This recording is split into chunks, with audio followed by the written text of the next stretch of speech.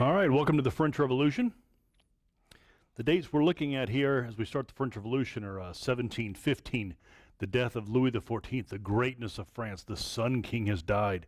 And it's not long after that France is going to fall into a revolution.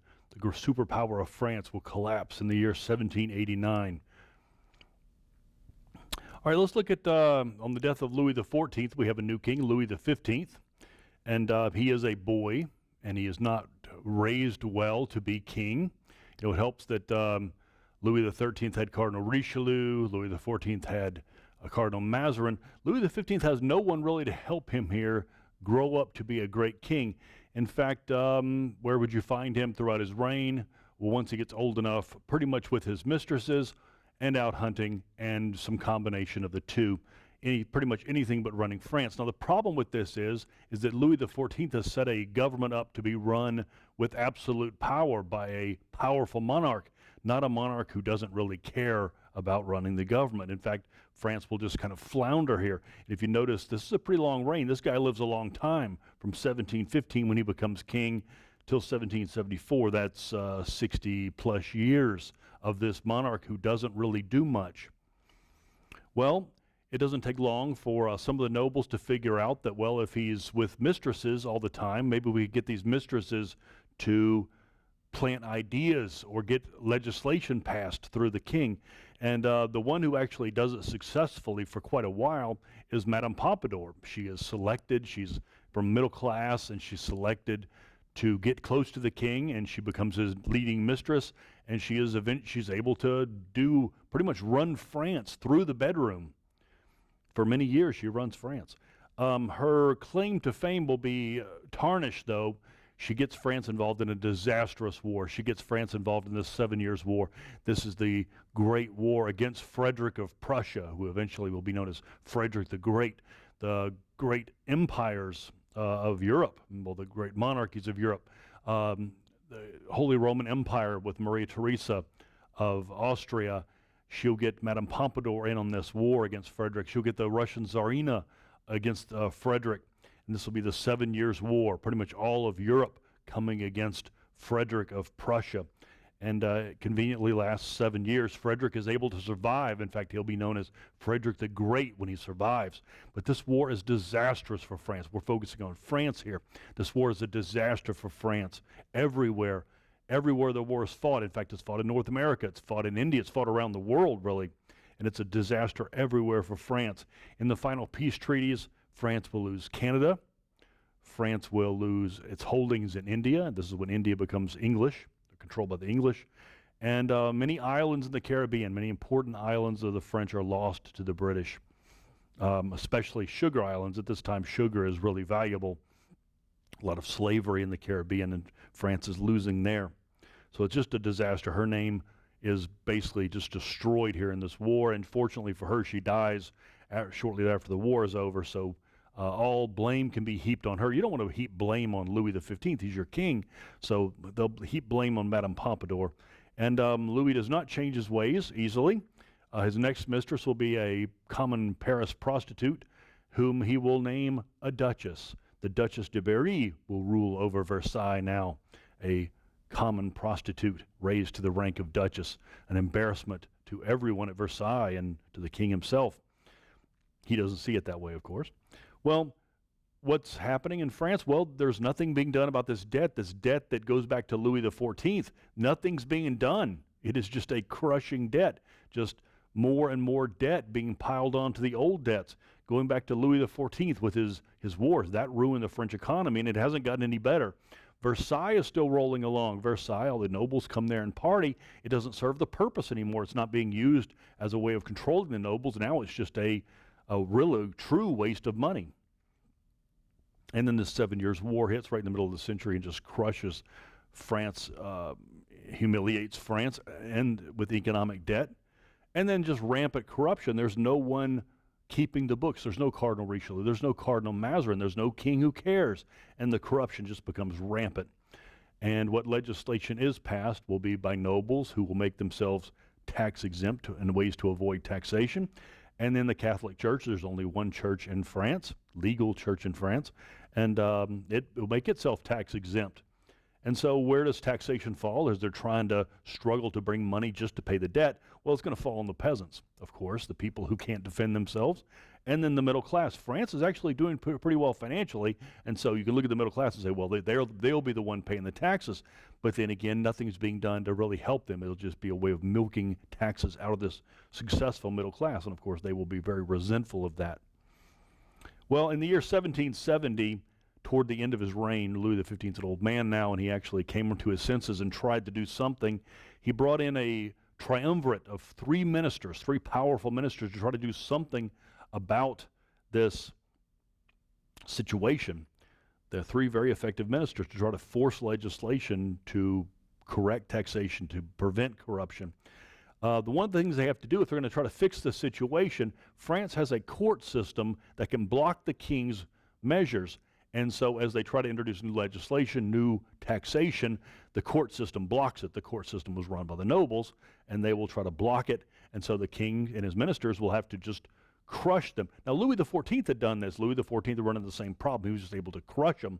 Well, Louis XV, not quite that strong.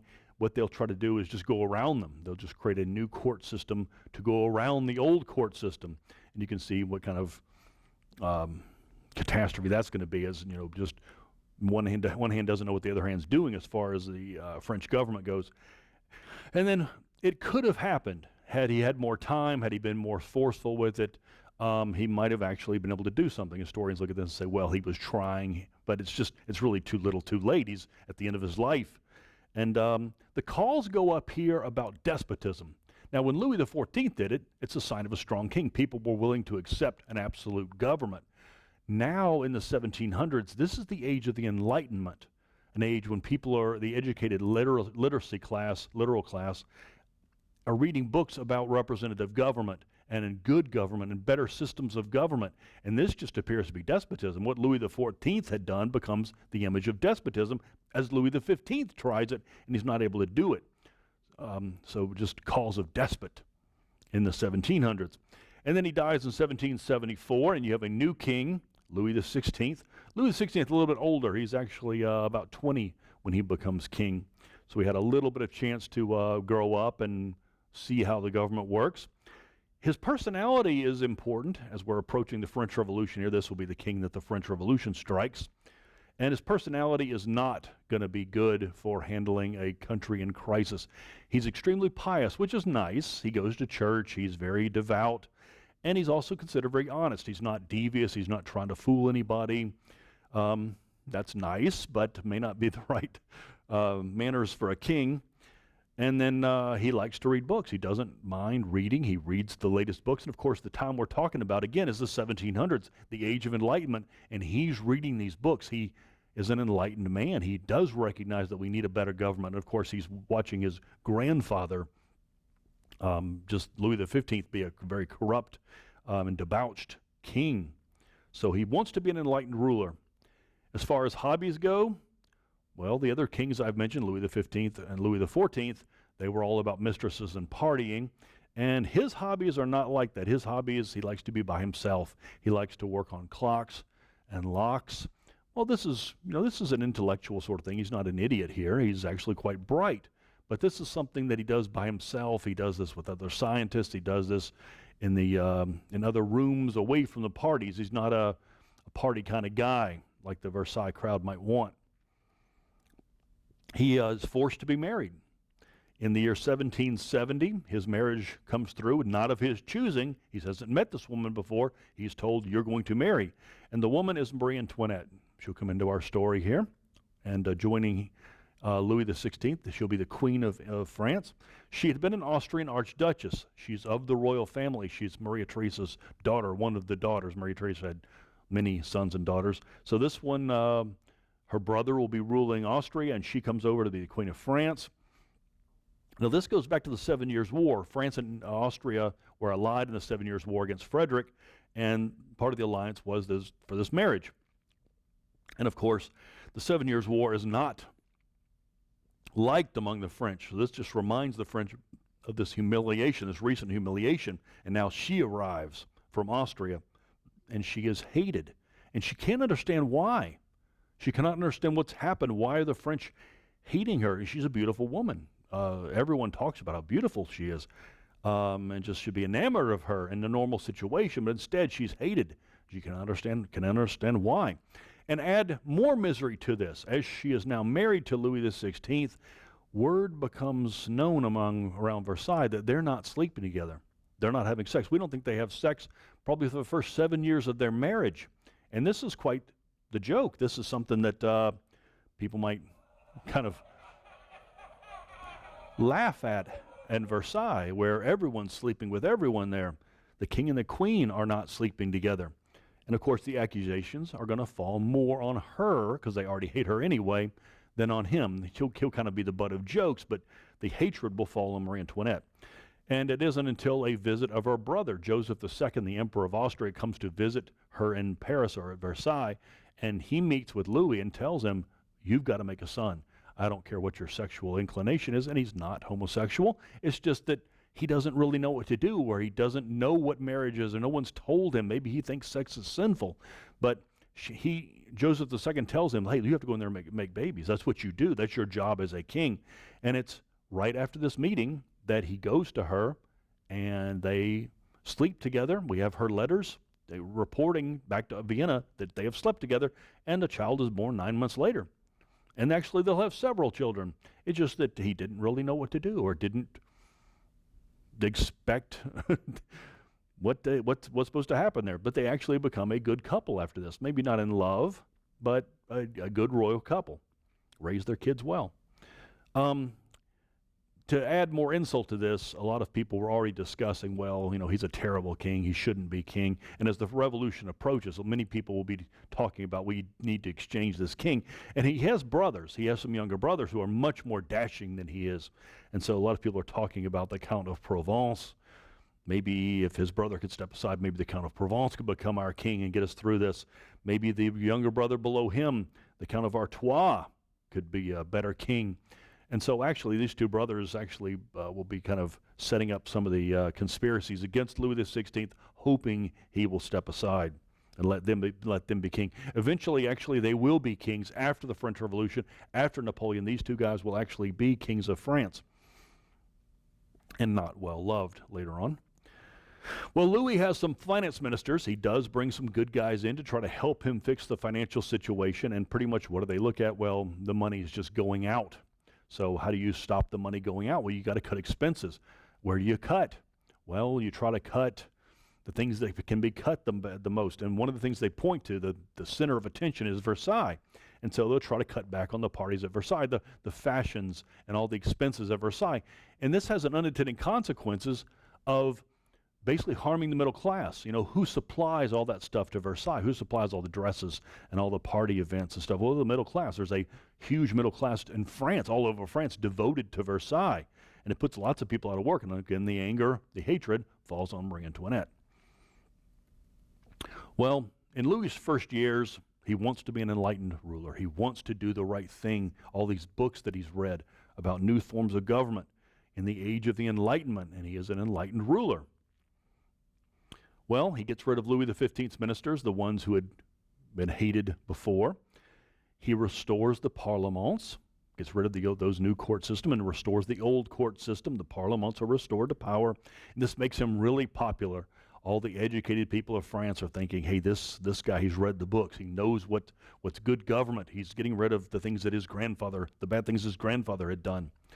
And his first few years, besides the embarrassment of his marital situation, he actually is a hero of the people. He travels around quite a bit, and he sees the people and tries to help. And this may not be a great thing for him, because he kind of needs to be a little bit tougher. He will, and when the revolution does break out, we know the revolution's coming. He might need a little bit thicker skin. He's pandering for attention, and that may not be good when the revolution comes.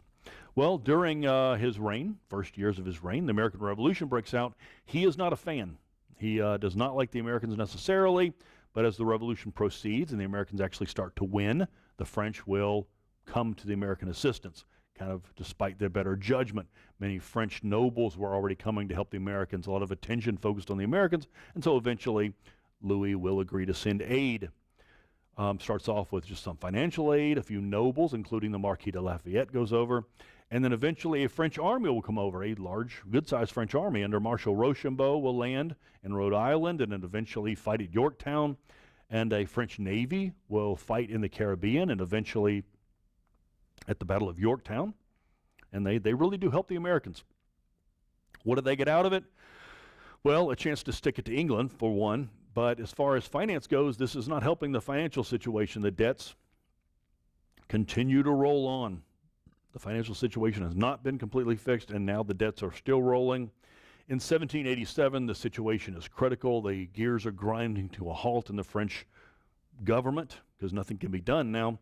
And Louis calls an assembly of notables, an assembly of picked men. He's going to pick about 100 men, members of the church, members of the royal family, high-ranking nobles that he thinks they like him, and he brings them in and proposes a land tax. A sensible, enlightened tax. Let's tax the land of France. If you own land, you should pay taxes, right? And the answer he gets is no. These are landowners, and they don't want to pay taxes. They know what's going to happen if all the taxes fall on them. So the answer is resounding no. Louis's response in 1788 is to force it through, much like Louis XIV had done and Louis XV has done. Now Louis XVI tries to be an absolute ruler, to force through a system of reforms, a land tax, a free grain trade. These are enlightened things. Surely the people of France will want these. And the answer is nothing but negativity and obstruction. Well, to do it, he's got to abolish the parliaments. These are the parliaments that he had restored just a couple of years before, and now he has to try to take them down again. And he will do it through letters of cachet. Now, when Louis XIV issued letters of cachet, Louis XV issued letters of cachet, he could get away with them. But this is too nice of a king to do such a thing. Letters of cachet is a document by order of the king ordering the arrest of someone or the exile of someone with no trial. Just by the king's orders, you are arrested and put out of work. And so Louis XVI tries it, and he will be met with great gnashing of teeth against him. He's being a despot now. In fact, when he tries to do it in the city of Grenoble, one of the courts was in the city of Grenoble down in southern France, the people came out on their rooftops and threw tiles down onto the soldiers trying to arrest the judges. It's called the Day of Tiles. The first blood of the French Revolution is shed as the people are trying to defend their rights and what they see as a parliament system, the court system, a check on royal despotism. Well, finally, Louis throws up his hands here and just admits he's a failure, calls the Estates General. You know, no king has ever wants to do this, and he's just forced to call the Estates General. There will be elections. There will be democracy in France now, so there is cheering for this among the people, not at the royal court, but among the people, that they'll have elections. The three estates of France will hold general elections.